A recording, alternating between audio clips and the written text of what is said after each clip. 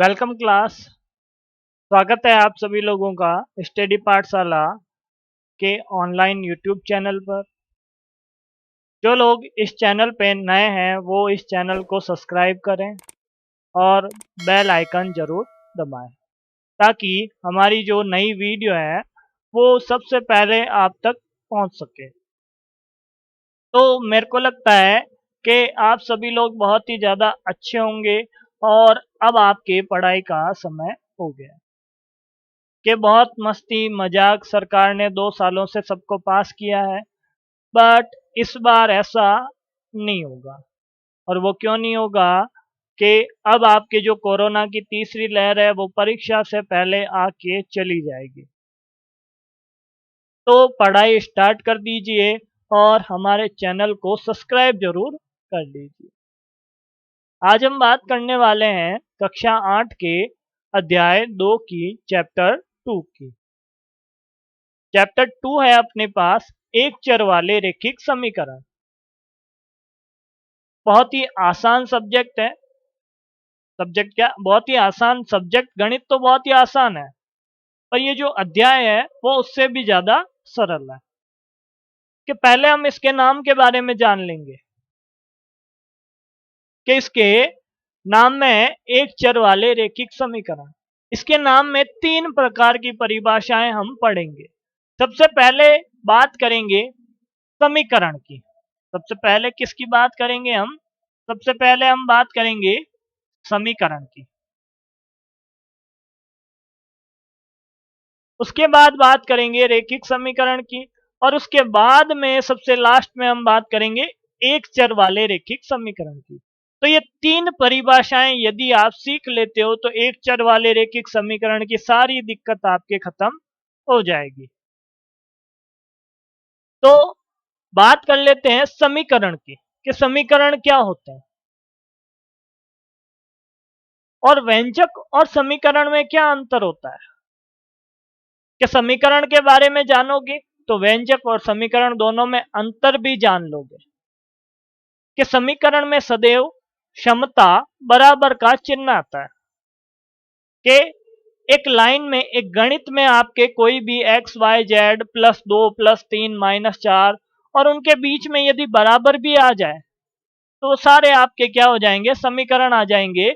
वो समीकरण होती है आपकी। और व्यंजक में कभी भी बराबर का चिन्ह नहीं होता। यही फर्क होता है व्यंजक और समीकरण में। कोई भी आपसे पूछ ले कि समीकरण में और व्यंजक में अंतर बताओ तो आप सीधा ही बोलोगे कि व्यंजक में बराबर नहीं होता और समीकरण में बराबर होता है। बाकी दोनों दिखते हैं एक जैसे हैं, बिल्कुल एक जैसे दिखते हैं। व्यंजक में बराबर नहीं होता, समीकरण में बराबर होता है। ये आपको बार बार याद करना है, इस चीज को आपको रट लेना है। उसके बाद हम इसके उदाहरण की बात कर लेते हैं कि पहला उदाहरण देखते हैं हम 3x = 2 के 3x = 2 के बराबर का चिन्ह आ गया। क्या है ये एक समीकरण है। ये आपके क्या है? समीकरण। आगे 4x + 2 और बराबर क्या आ गया? 0।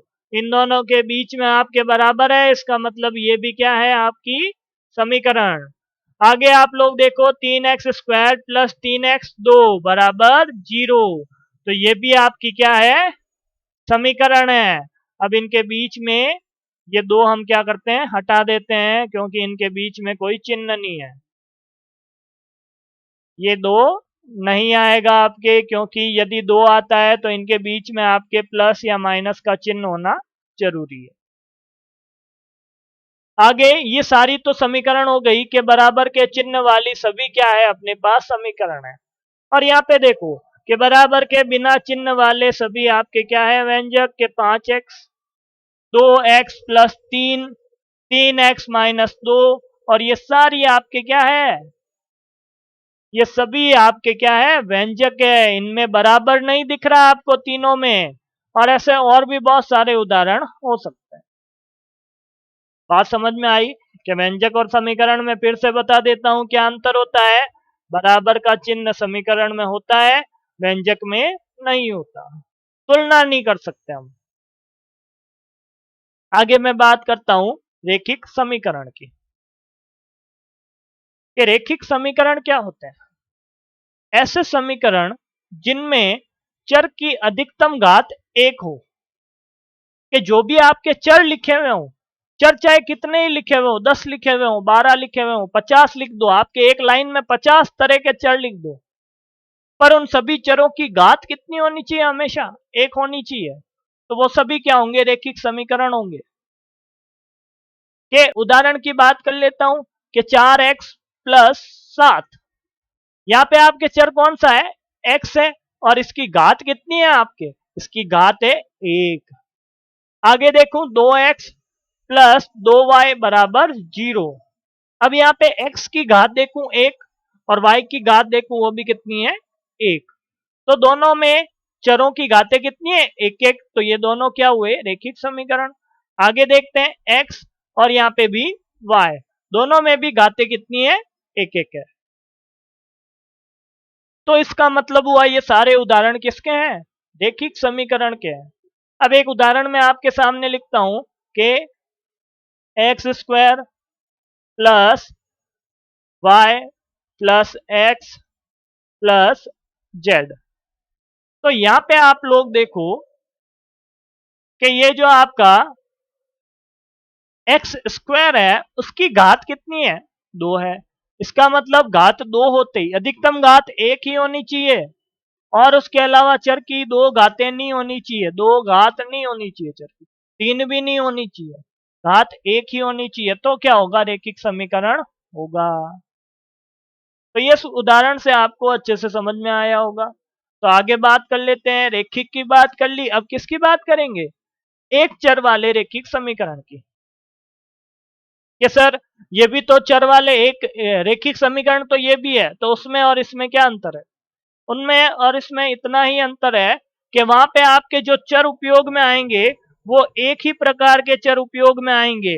मतलब यदि समीकरण में x लिखा हुआ है तो पूरी x में ही समीकरण होगी, यदि y लिखा हुआ है तो पूरी समीकरण आपके y में होगी, और यदि z लिखा हुआ है तो पूरी समीकरण आपके z में होगी। बस यही अंतर है रेखिक समीकरण और एक चर वाले रेखिक समीकरण में। तो इतनी बात जिसको समझ में आई है वो क्या करेंगे? आगे चलेंगे हमारे साथ, और एक चर वाले रेखिक समीकरण की क्या देखेंगे? परिभाषा देखेंगे। और परिभाषा देखने के लिए आप लोग ये देखो कि एक चर वाले रेखिक समीकरण, यदि रेखिक समीकरण में पहली शर्त इसने लगा दी कि समीकरण कैसी होनी चाहिए? रेखिक होनी चाहिए। दूसरी शर्त आगे ये लगाएगा कि केवल एक चर हो, रेखिक हो, और उसके बाद एक ही चर हो, तो उसे हम कहते हैं एक चर वाले रेखिक समीकरण। उदाहरण देखूं कि पहले में और अब में क्या अंतर है? तो पहले आपके समीकरण में चर 2 प्रकार के उपयोग में आए थे, और अब है जो चर आपके एक ही प्रकार का उपयोग में आएगा। मतलब यहाँ पे कौन सा चर है? सिर्फ x उपयोग में आया है, और यहाँ पे 2x प्लस 5 सिर्फ x उपयोग में आया है, और यहाँ पे x प्लस 2 बराबर 7 यहाँ पे भी x उपयोग में आया है, और यहाँ पे 4x माइनस 2 बराबर 2x प्लस 1, यहाँ पे भी दोनों तरफ आपके x उपयोग में आया है। मतलब x के साथ y उपयोग में नहीं आया है और ना ही z उपयोग में आया है। तो इसलिए ये सारे ही क्या है? आपके एक चर वाले समीकरण हैं। आगे बात कर लेते हैं कि समीकरण को हल कैसे करते हैं। जो इंपॉर्टेंट काम है पाठ का, ये काम नहीं है अपना, ये तो सिर्फ परिभाषाएं हैं, और ना ही कोई परिभाषा आपसे पूछेगा। आपसे सीधा ही समीकरण का हल पूछेगा। एक समीकरण लिखी हुई मिलेगी और उसमें ये बोलेगा कि समीकरण को हल करो, x का मान बताओ, y का मान बताओ। तो आपको क्या करना है? x y या फिर जो भी आपके समीकरण में चर है उसका मान ज्ञात करना है, उसका मान निकालना है। और उसको निकालने की आपके 2 विधियां हैं, कि समीकरणों को हल करने की आपके 2 तरह की विधियां उपयोग में आती है। पहली विधि है तुलनात्मक विधि, और दूसरी विधि है आपके पक्षांतरण विधि। कि दोनों विधियां अलग अलग है, पर एक ही सवाल में दोनों का उपयोग आप कर सकते हो। पहली ये जो तुलनात्मक विधि है, वो एक तराजू को देखते हुए बनाई है। तराजू के दो पक्ष होते हैं। एक तरफ इधर तो क्या रखते हैं हम लोग, बाट रखते हैं, और इधर क्या करते हैं, सामान तोलते हैं। और बीच में क्या होता है, बाट का कांटा होता है, ताकि माप बराबर हो ये देखने के लिए कि 1 किलो का बाट रखा है तो 1 किलो होते ही सुइया कहाँ आ जाएगा, बीच में। इसी तराजू को देखते हुए, इसी तुला को देखते हुए इन लोगों ने क्या किया, समीकरण हल करने की विधि बनाई कि एक समीकरण ली, 2x प्लस 4 बराबर 0।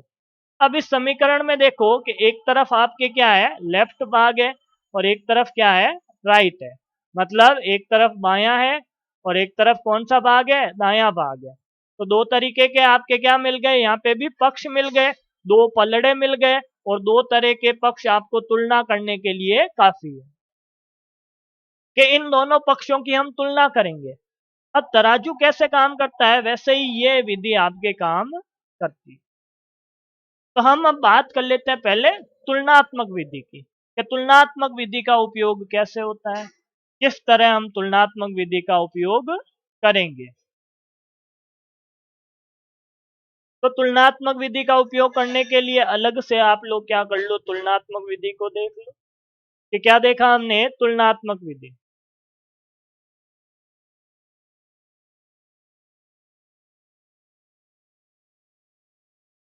तुलनात्मक विधि देखने के लिए आप लोग देखो कि तराजू का होना बहुत ज्यादा जरूरी है। तो हम क्या करते हैं, एक तराजू बना लेते हैं कि एक तरफ और ये दूसरी तरफ दो पलड़े होते हैं तराजू के, ये दो पलड़े बना लिए हमने। अब तराजू को लटकाने के लिए एक अपने पास क्या चाहिए, रस्सी चाहिए अपने को, कि यहाँ पे एक पहले लकड़ी होती थी, ये तराजू है वो कबाड़ी के पास जो तराजू होता है वो वाला है, कि इस प्रकार आपके तराजू बना हुआ होता है।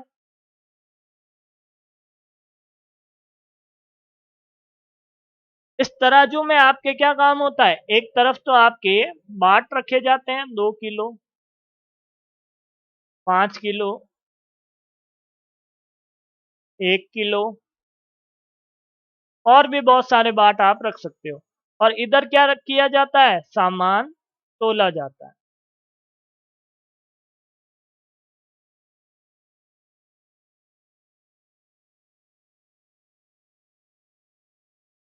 और ऊपर क्या होता है, बैलेंस बनाए रखने के लिए, ताकि कम और ज्यादा का पता चले, एक ऐसा कांटा लगा हुआ होता है। अब आपके क्या होता है कि हम क्या करते हैं, सामान तोलते हैं। क्या करते हैं, सामान तोलते हैं, और सामान कैसे तोलते हैं उसके बारे में बताता हूं कि हम क्या कर लेते हैं, इधर क्या करते हैं, बाट रख देते हैं कि 1 किलो का मैंने क्या कर दिया, बाट रख दिया। इधर 1 किलो का बाट रख दो आप लोग, 1 किलो का बाट रखा। अब इस 1 किलो के बाट रखते ही हम क्या करते हैं, इधर सामान डालते हैं हमारे, कि इधर क्या करूंगा मैं, इधर सामान डालूंगा, कि इधर मैं क्या करता हूं, गेहूं डालता हूं। इधर 1 किलो गेहूं डाल दिया। अब क्या हुआ, गलती से किसी लड़के से इसके ठोकर लगी और 1 किलो गेहूं में से 100 ग्राम कम हो गए। क्या हो गए, 100 ग्राम नीचे गिर गए। अब 100 ग्राम नीचे गिरते ही ये पलड़ा क्या हो जाएगा, ऊपर आ जाएगा, और ये पलड़ा झुक के कहाँ हो जाएगा, नीचे हो जाएगा। मतलब इस तराजू का बैलेंस बिगड़ गया। समझे आप, कि एक एक किलो थे तब तक ये दोनों बराबर थी आपके। अब जब 1 किलो कम हुआ तो यहाँ पे क्या हो गया, तराजू का बैलेंस बिगड़ा और पलड़ा जिधर भारी था नीचे झुक गया। अब इस बैलेंस को बनाने के लिए हम क्या करेंगे, इधर से भी 100 ग्राम का बाट कम कर देंगे। यही काम करेंगे ना, 1 किलो को हटा के 900 ग्राम का बाट रखेंगे, या 900 ग्राम के बाट के बराबर क्या रखेंगे, इधर बाट रखेंगे। तो ये पलड़े दोनों क्या हो जाएंगे, फिर से बराबर हो जाएंगे कि 100 ग्राम कम करने पे बाट की तरफ से भी हमने क्या कर लिया, 100 ग्राम कम कर लिया, और ये जो लेवल था अपने वो तराजू का वापस बन गया कि इधर 1 किलो की जगह हमने क्या कर दिए, 900 ग्राम के बाट रख दिए और अपने तराजू का बैलेंस बराबर हो गया।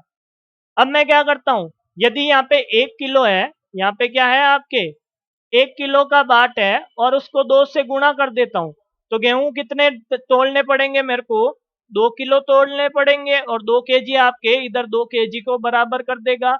मतलब यहाँ पे ये समझो कि यदि यहाँ पे कुछ माइनस हुआ तो बैलेंस बराबर करने के लिए इधर भी क्या किया, माइनस किया। मतलब ये लेफ्ट है और ये राइट है, कि ये लेफ्ट है और ये राइट है, तो लेफ्ट में माइनस करेंगे तो राइट में भी आपको क्या करना पड़ेगा, माइनस करना पड़ेगा। वैसे ही यदि आप लेफ्ट में किसी संख्या से गुणा करते हो, किसी संख्या से गुणा करते हो, तो राइट में भी क्या करना पड़ेगा, गुणा करना पड़ेगा। कि इधर क्या किया, वजन 2 किलो किया, तो इधर भी क्या करना पड़ेगा, 2 किलो सामान तोलना पड़ेगा, मतलब गुणा करना पड़ेगा आपको। दोनों तरफ क्या करना पड़ेगा, गुणा करना पड़ेगा। यदि आप 2 किलो से 2 का भाग लगा देते हो तो इधर आपको क्या करना पड़ेगा, बैलेंस बराबर करने के लिए इधर भी आपको क्या करना पड़ेगा, भाग करना पड़ेगा। यदि आप इधर का सामान कम करते हो तो इधर भी आपको वजन कम करना पड़ेगा। यदि इधर सामान बढ़ाते हो तो वजन बराबर करने के लिए इधर भी सामान बढ़ाना पड़ेगा। मतलब जब माइनस करना है तो दोनों तरफ करेंगे, गुणा करना है तो दोनों तरफ करेंगे, भाग करना है तो दोनों तरफ करेंगे, माइनस करना है तो दोनों तरफ करेंगे। ऐसे ही अपने समीकरण को हल करने के लिए, कि जब समीकरण को हल करोगे आप तो आपको दोनों तरफ संख्याओं का माइनस करना होगा जरूरत के अनुसार, और प्लस करना पड़ेगा, भाग करना पड़ेगा और गुणा करना पड़ेगा। वो कैसे करना है मैं आपको अभी आराम से समझाता हूँ। एक समीकरण का उदाहरण उदाहरण ले लेते हैं और उसको हल करने की कोशिश करते हैं तुलनात्मक विधि से। काम एक ही करना है कि राइट में कोई काम कर दिया तो लेफ्ट में भी कर दो, गलती कभी नहीं होगी आपके। कि लेफ्ट में यदि 2 जोड़ते हो तो राइट में भी 2 जोड़ दो, उस पद के नंबर मिल जाएंगे। यदि लेफ्ट में 2 का गुणा करते हो तो राइट में भी 2 का गुणा करो, आपको नंबर जरूर मिलेंगे।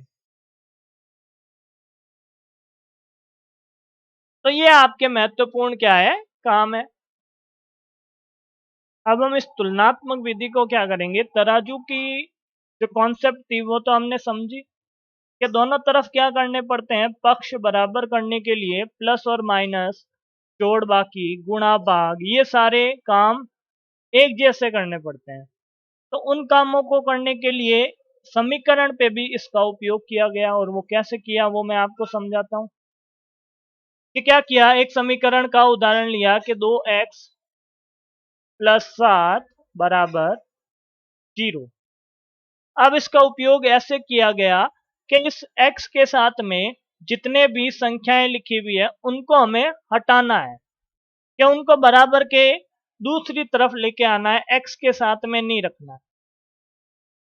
तो हटाने के लिए काम तो हमें विपरीत करना पड़ता है। 7 को हटाऊंगा तो 7 को माइनस करूंगा तो ये हट जाएगा अपने। तो इधर 7 का माइनस करते ही बैलेंस बिगड़ा, और बैलेंस बराबर करने के लिए राइट में भी क्या करना पड़ेगा, 7 को घटाना पड़ेगा।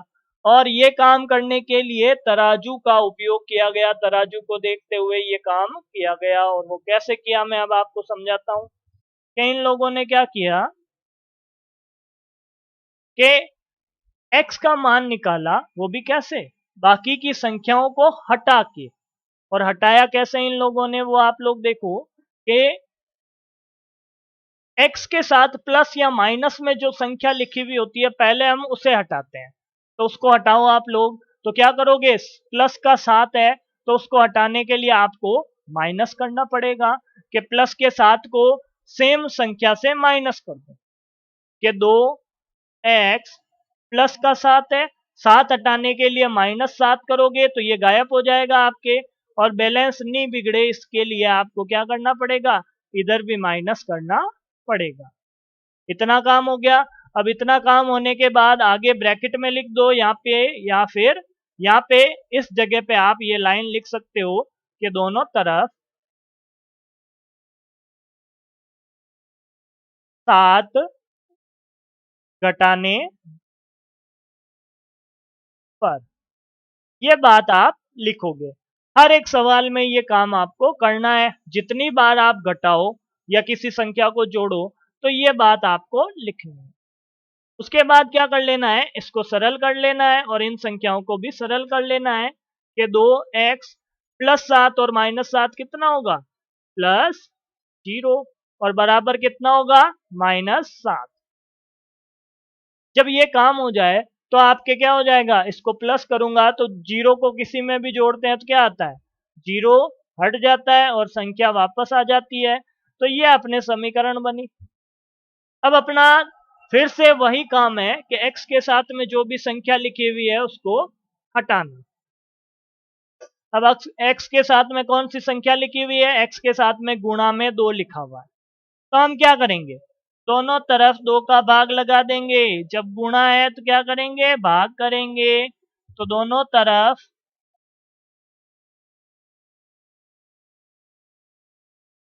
2 का भाग करने पर, दोनों तरफ 2 का भाग कर दो तो क्या होगा आपके 2x बटा 2, और बराबर के इधर क्या आएगा, -7/2। इतना काम हो गया आपके। तो आगे 2 से 2 कैंसिल और 2 का भाग -7 में नहीं जाता, तो आगे वापस क्या आ जाएगा, x बराबर -7/2।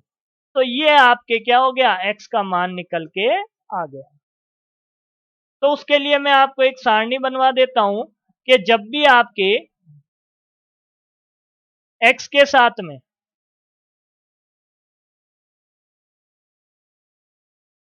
क्या हो, x के साथ में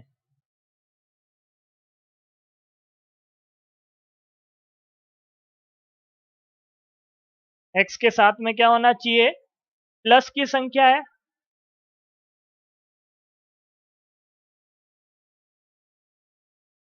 तो आप क्या करोगे, आगे उसको हटाने के लिए आप क्या करोगे, माइनस करोगे। जब आपके माइनस की संख्या है तो आप क्या करोगे, प्लस करोगे। उसी संख्या को, संख्या में कोई परिवर्तन नहीं करेंगे। 2 प्लस का है तो 2 ही हम क्या करेंगे, माइनस करेंगे, और काम दोनों तरफ करना है। जब आपके गुणा की संख्या है, किसकी है, गुणा की संख्या है, तो आप क्या करोगे, भाग करोगे। और यदि आपके भाग की संख्या है, कैसी संख्या है, भाग की संख्या है, तो आप उस संख्या का क्या कर दोगे, गुणा कर दोगे। तो आपके x के साथ में जो भी लिखा हुआ है वो धीरे धीरे हट जाएगा, और तुलनात्मक विधि से आप क्या कर सकते हो, समीकरण को हल ज्ञात कर सकते हो।